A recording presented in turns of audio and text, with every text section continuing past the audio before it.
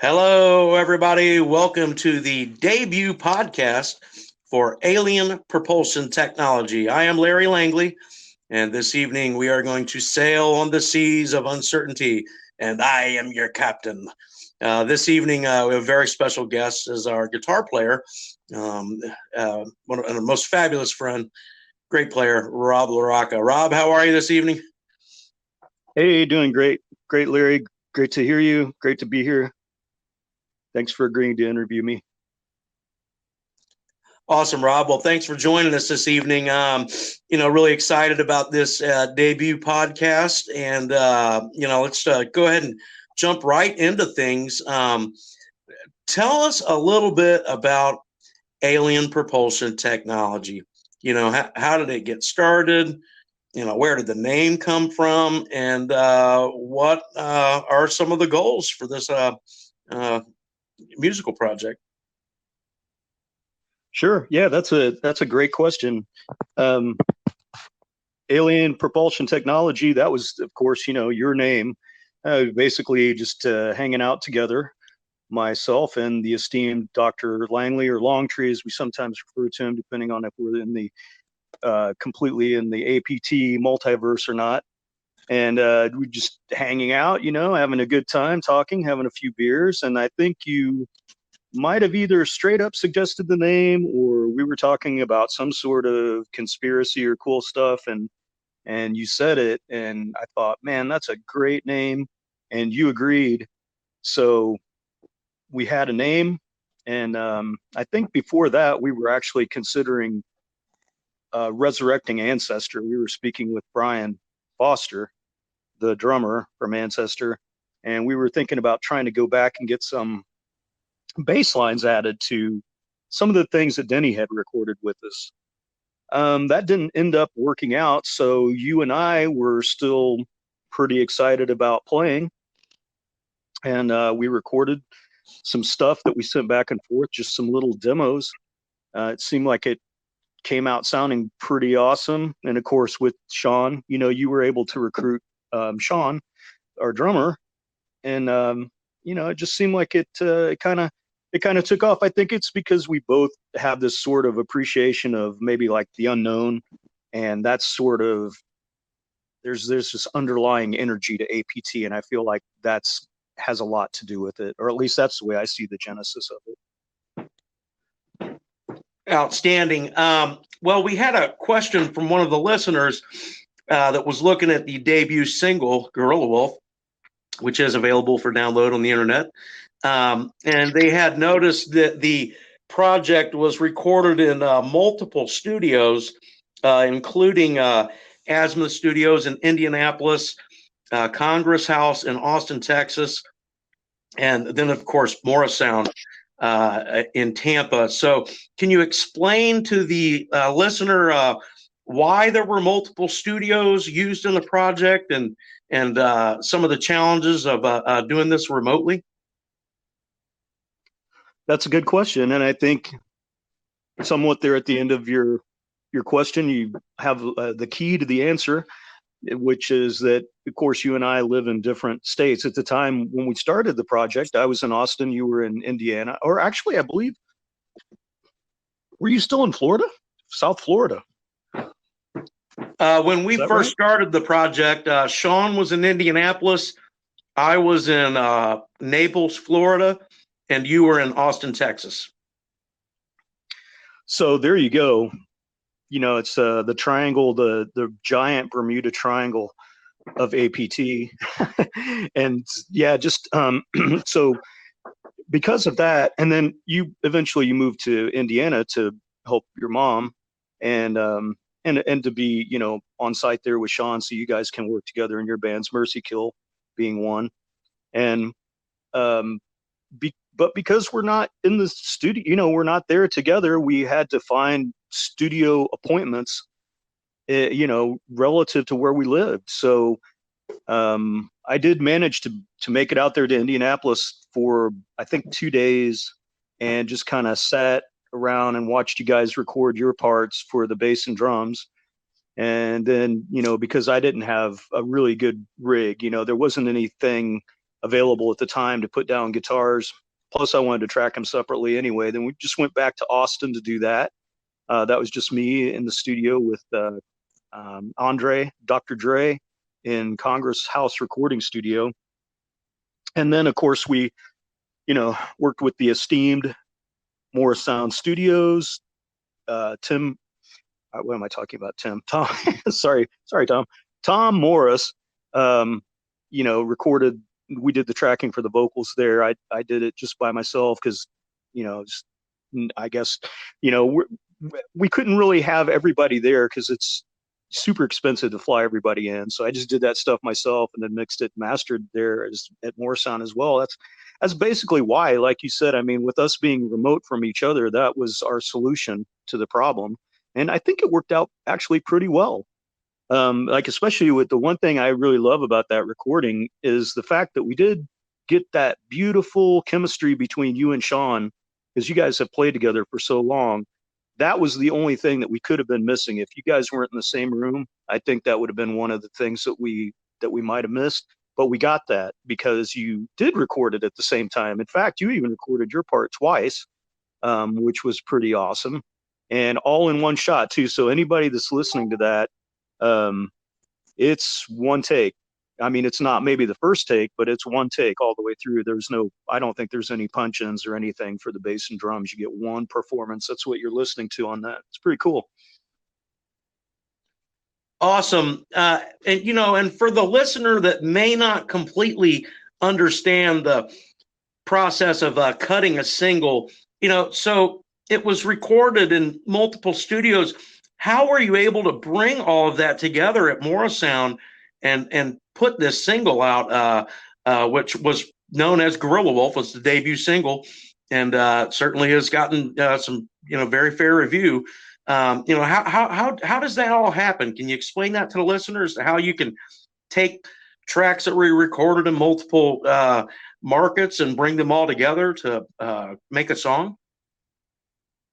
Sure. Yeah, it's pretty simple. I think anybody can do it. I've done it enough times that it doesn't feel unnatural. Basically, what happens is once you've tracked what you need in the recording studio, they have a digital audio workstation just like people have at home, except it's a pro level instead of consumer level. And from that digital audio workstation, they're able to generate what they call stem files, which are just the track all the way through. So like, even if you only played one or two notes, like a triangle at the end of a song, you would have the entire timeline of the song. So when they export those, or, they bring them out of the digital audio workstation, you can reinsert those into a different DAW or DAW, and they will line up perfectly. So that's what we did. You just basically, like, every time we recorded somewhere, we just had them, I think we used Dropbox, and the recording studio would just upload these stem files into Dropbox, and then we were able to, access them and then bring them into other studios, into other DAW environments. And that's basically how we did it. It's pretty straightforward, not too bad. I hope I made it sound as simple as it really is. I think pretty much anyone could do it. No big deal. Yeah, that seemed like a good explanation for those of you that, maybe not in the music business or not savvy to how the recording goes down. The technology these days does offer a lot of opportunities. And, I know being a part of it, I felt like we were kind of breaking some ground there in the fact that, the songs were written and pretty much rehearsed and recorded, and we hadn't actually physically seen each other face to face. And I think it was over 15 years, so let that be some hope to the listener out there. If you got a friend that lives on the other side of the country, you guys can still write music together and put together a nice presentation for the listener. Now, when you were talking earlier, you did mention Ancestor, which was a long-term project that you were the founder of, and had some tremendous success. And there was also a few major tragedies. Would you care to maybe share with the listener a little bit about the Ancestor experience how important it was to you, and how you were able to get through the good and the bad times. Oh yeah, that's a pretty long, and I hope it's an interesting story. It is to me since I lived it. But basically, you and I sort of originate from the same scene. It's pretty old, pretty long in the tooth, about 27 years old, and I had no real experience playing live at 27. That's old. It's like, wow, pretty soon there won't be any reason to get up there anyway, because I'm going to look like I do now, which is not good for a live experience. So I was talking to Jennifer Page, with whom I lived at the time, and she showed me an ad for Waste Management, which was a band that played locally in the Broad Ripple area, same place that Fictional Tensions played. And I think you guys played a lot of shows before I started playing with them. So I played with them for about 2 years, and we had some, I wouldn't say we really necessarily had issues, but it was a divergence of I guess divergence of the goals. I wanted to do the whole thing full time, and most of the other people had jobs and lives, and they couldn't do that. So kind of broke away from Waste Management. And when I did, Brian, I guess the drummer for Waste Management at the time, didn't really want to play anymore with them without me in the band. I think that was just because we, like you and I, and we just had some sort of understanding together. So we went off to sort of form our own thing. I moved away from Indianapolis, Indiana to Florida, and we couldn't find a decent drummer. You would think they would be everywhere here in Florida. I guess I just didn't know where to look, but we eventually ended up convincing Brian to move here to Florida, and we started, playing together, jamming together, and started, to write songs, do that whole process. Again, Brian said the word ancestor. We had a skeleton for Halloween in our apartment, and I was just talking about how I thought skeletons were really cool and not scary at all. Don't understand the fear about skeletons. And he said, yeah, they're cool. They're our ancestors. And I was like, boom, there it is, the band name. That's perfect. So and then once I find, like a lot of times in these projects, once you have the name, it sort of will help to define what you're gonna, what the band's gonna be like. Once we had that, we just started writing a whole bunch of tunes and couldn't find a singer. So I ended up doing vocals for a long time. Finally, we convinced Denny, who was the singer for Waste Management, again, pulling heavily from our resources there in the Broad Ripple and Indianapolis area. He did vocals for us on that first album. We did a lot of work with him, and Jennifer was actually in the band, Jennifer Page. She ended up leaving because she couldn't, she wanted something that was a little more solid in terms of scheduling. We were never good at that, and Denny liked to party a lot, so he would miss rehearsals. So she dropped out, and it ended up being me and Brian and Denny. We recorded that first CD with Tom Hall playing bass guitar.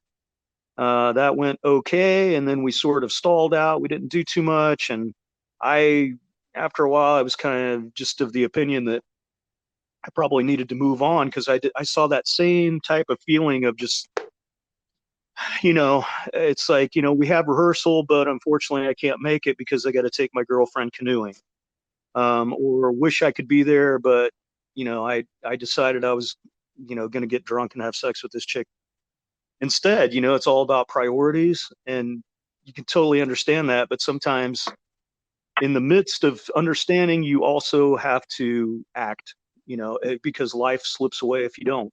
Well, when I said that I was going to depart from the project, that kind of woke the other two guys up, and they decided they were going to work hard. We did 2 albums after that, very close to each other. It was around 2001 or 2 into 2003-ish, in that neighborhood.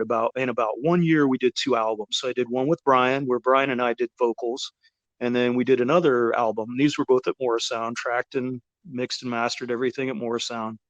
We did another album with Denny on the vocals. Now, in the middle of the third album, Denny had some substance abuse problems, which is really sad. He was an artistic guy, and a lot of times artists, they don't really get along in normal life. It's very difficult. So they're always facing this sort of, cognitive dissonance where in their mind it's this way, but in real life or the objective reality, it's a different way. And he had a problem with that, I think, and Denny ended up committing suicide very sadly when he was in the middle of tracking his vocals for that third recording. So he did five or six or something like that tracks, and then he was gone. And that was very difficult for us. And basically, Ancestor never recovered from that as far as like a project. Although Brian and I jammed on and off for, another 10 or 15 years after that, we never came back, never really recovered from it. And that was pretty much the end of it. I'm still really grateful for all the things that happened and all the great music that we came up with and recorded. It was a wonderful time. And I guess it had a shelf life on it, and that ran out. And I'm just, like I said, I'm grateful for what we had. I'm still really thankful for that. Glad to have known Denny. He was an amazing man. Well, Rob, certainly from myself and the listeners out there, all our condolences and a very sad, ending to a great project.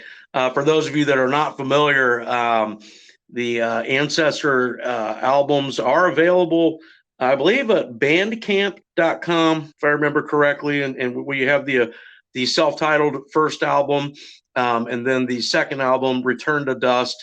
And then the third one is Infinite Will to Power. Give those a listen. Check them out. Some great work there. And, getting back to that. So obviously, tremendous tragedy, never fully recovered to put that project back on the map. But do you feel like maybe some of the knowledge that was gained during that project has been a catalyst to the chemistry that you've been able to develop with your bandmates in Alien Propulsion Technology? Yeah, definitely. For one thing, we share a lot of the same cultural influences, very specific ones, because, as a lot of people will say, that folks are the same wherever you go. Well, they're not. There are subtle differences even as you move, a few blocks away from each other. And of course, vast differences culturally worldwide. So, yeah, I think that that's true. The Broad Ripple music scene was the hub for a lot of our playing. I don't know if I'd say careers, but the birth, the nascent playing. So Sean and Brian, I mean, you guys all, I think you went to the same high school together. You all grew up in the same area, partied together, jammed together. I became part of that a little later on. And I think that has a lot to do with it. Same influences. Obviously Iron Maiden's got a big part to play in all the typical, the usual suspects. So yes, I do. I think that does carry over into the Alien Propulsion Technology, and they both start with the letter A. So that's probably not a coincidence. Yeah, good point. Very good point there. Now, something the listener may not know about Rob Rocca, guitarist phenom for Alien Propulsion Technology, is that he actually has a tremendous educational background.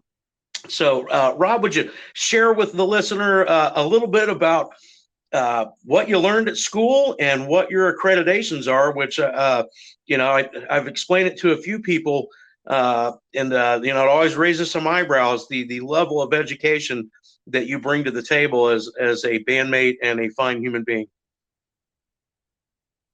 Thank you. That's very nice of you to say. Yes. Well, this is interesting, and also ties into the whole Ancestor schmagagel. Actually, we were having a little mix master session with Tom Morris, and Brian mentioned to him that he would like us to, be produced. He would like Tom to produce us. And Tom Morse responded by saying that he usually gets 300 a day. No, wait a minute. This was Jim. I'm sorry. Sorry, Tom. Sorry, Jim. The two brothers, they're sometimes indistinguishable. But yeah, so Jim said, I get 300 a day. And that kind of ticked me off because I was I was super poor at the time. I had no money. And I thought it was kind of crazy that, although we were paying for recording time, it was still, not going to be enough to merit extra attention. And I kind of felt like there's no money in this. There's no money in music. It doesn't matter how good I get. I will never make a living at this. So I got into, I started going to college, and I just tried to sit down one night and think, how can I make a living? What can I do? I don't want to stand up, because that doesn't feel good. And, I basically came up with, it's probably has something to do with computers, because the computer age is taking over. And I figured, well, you got to have a network for computers to talk to each other. So, okay, computer networking. And then I just started to go to college. At the time, it was still a junior college, St. Pete College, and got a degree in Cisco networking. And I got one in technology management, got an associate of science in networking, and then a bachelor's in technology management. And then by the time I was done with that, I hated it.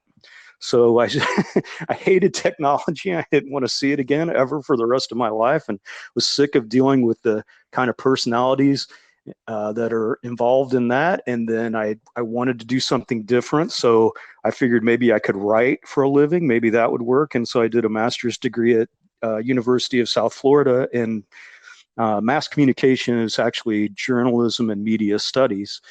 And yeah, that was about 11 years, about 11 years of my life there, and lots of money, lots of student loans. And yeah, I was able to complete all those degrees though, and I'm really happy about it. So that's kind of how that happened. So let me get this straight.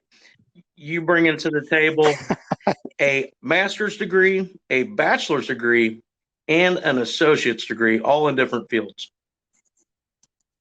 Yes, sir. I have the baccalaureate from the Sorbonne. I don't know if you've ever seen Lady Killers, but yes, yeah, seriously, yeah, I do have all that stuff. That is outstanding, man. Definitely.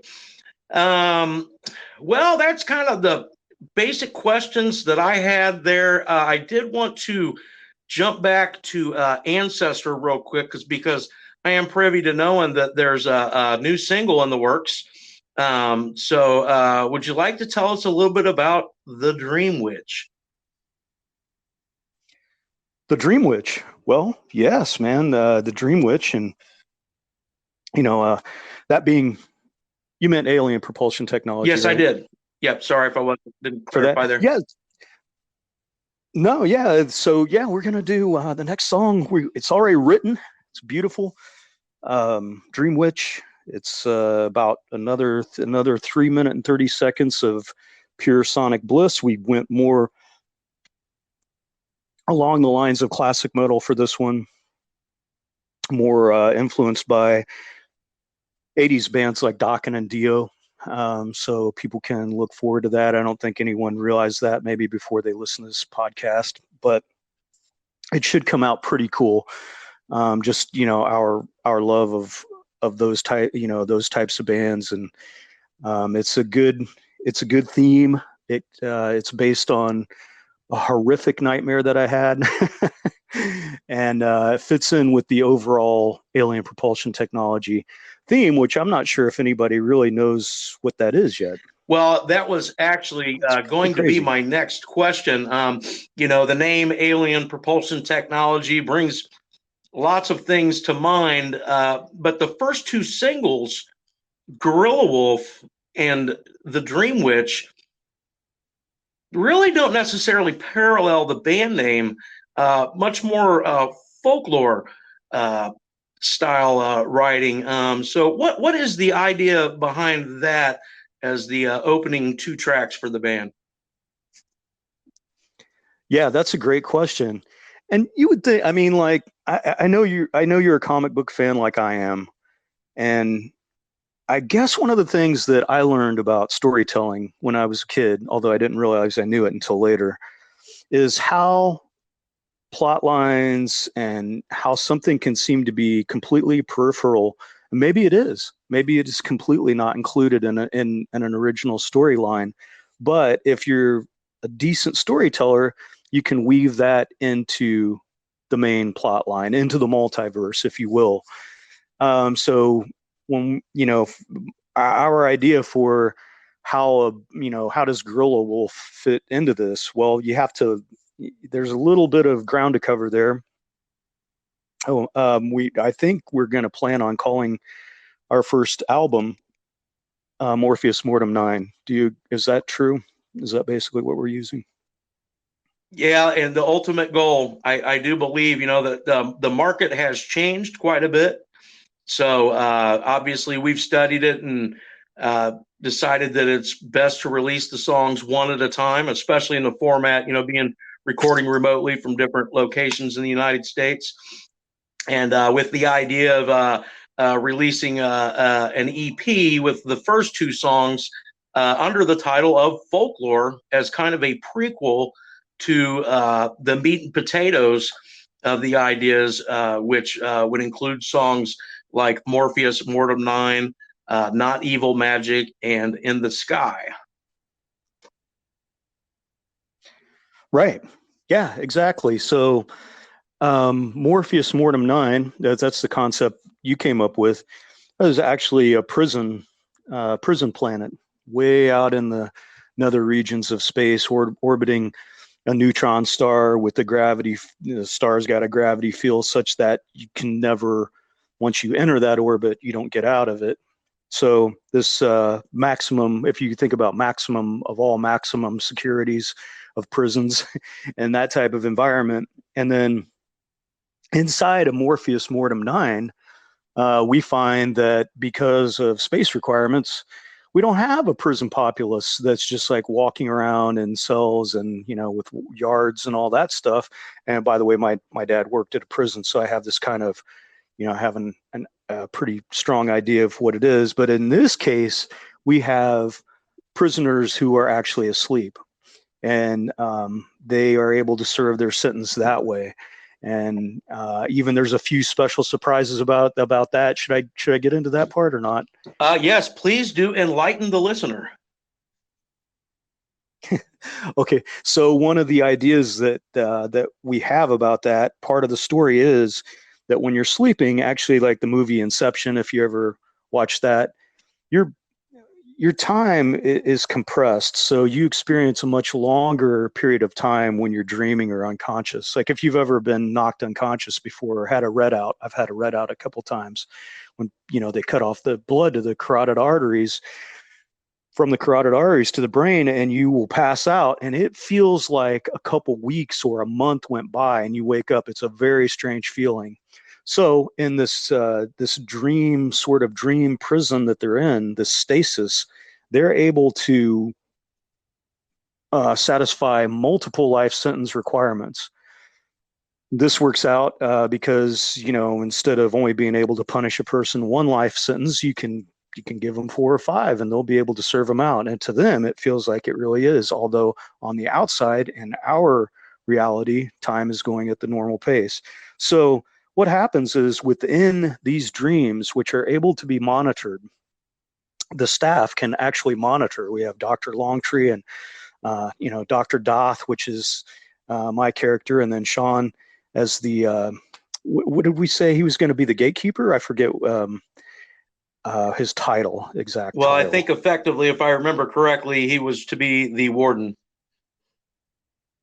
The warden. Okay, so he's basically the keeper and the overall admin for the prison. So what we do is monitor these prisoners, and we can tell what they're dreaming. We're able to actually insert elements into the dream, record what they're seeing, and interact with them that way. Gorilla Wolf is one of the nightmares that a prisoner has. And but even further than that, everything is connected to reality. So there really is a gorilla wolf, and that will actually play out. Like, so when we look at the multiverse timeline, we'll be able to see when gorilla wolf happened, and I think we'll see, interestingly, that although it seems like it was something that happened, it seems like a past type of thing, you know, like an old-timey thing. I think what we're going to find out is that gorilla wolf actually occurs in the future timeline of Earth, so that, in our opinion, when alien propulsion technology proper came into being, this was, 10, 20,000 years before we would actually have something like, the coronavirus. Oh, not the coronavirus, the lycanthropy virus. And there we have a whole, there's a whole lot we can get into. I think we're going to actually write a book, maybe a graphic novel that will accompany this. So that's part of that. And then, of course, the dream witch, when we're talking about dreams, well, how can there not be a dream witch? Has to exist, right? Very good, very good. And some interesting artwork for both Gorilla Wolf and the Dream Witch. Would you care to tell the listener a little bit about the concepts there and how the artwork was obtained, how you developed the relationship with the artist, and what we can look forward to in the future? Sure. Yeah, I had no artist, and I feel like you always need a little bit of art to go with music. It makes it better. Sort of helps you imagine things in your mind's eye. I ran a contest on 99 designs for a book that I'm writing. You mentioned the title already, Infinite Will to Power. It's basically a book that encapsulates the idea of the infinite will to power. And Red Raven Illustrators won that contest. So I sort of struck up a relationship with their main designer. His name's Diogo. Or Diago, I don't know, but I know the first part's Dio, so it must be good. And we recruited him to do the designs for Gorilla Wolf and Dream Witch. We were basically planning on releasing these almost at the same time, as almost like a, almost like a 45 with an A side and a B side. We didn't get to do that because of money concerns, but that's how the art was developed. So once you get to see Dream Witch, you'll see that there's a pervading color, which is red. Gorilla Wolf is, of course, green. And he did that on purpose, and also used a type of artwork. I don't know how he did it, but it's kind of reminds you of the old, like Frosty the Snowman, those types of animated features. He's a great artist. He's really good. He's excellent with textures, and I think his style is original. I've never seen anything really that looked like that before. I know he's very excited for us to get our stuff out because he wants people to see his art as well. Outstanding.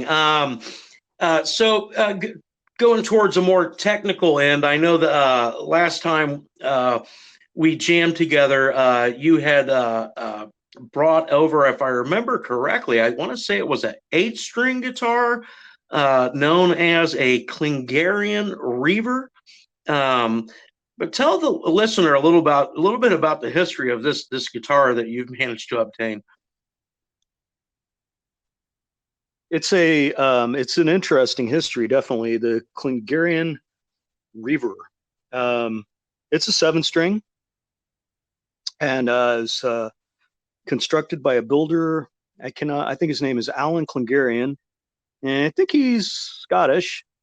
I believe the guitar shipped from the UK. It was a one-off, custom built, though he sells another one now, but it's probably still like he's made 2 of them, in 5 years. And one of them I ended up owning. Just basically, I watched a review from Arnold's Unbiased, or Arnold Plays Guitar, Unbiased Guitar Reviews, and he loved the Klingarian 6-string.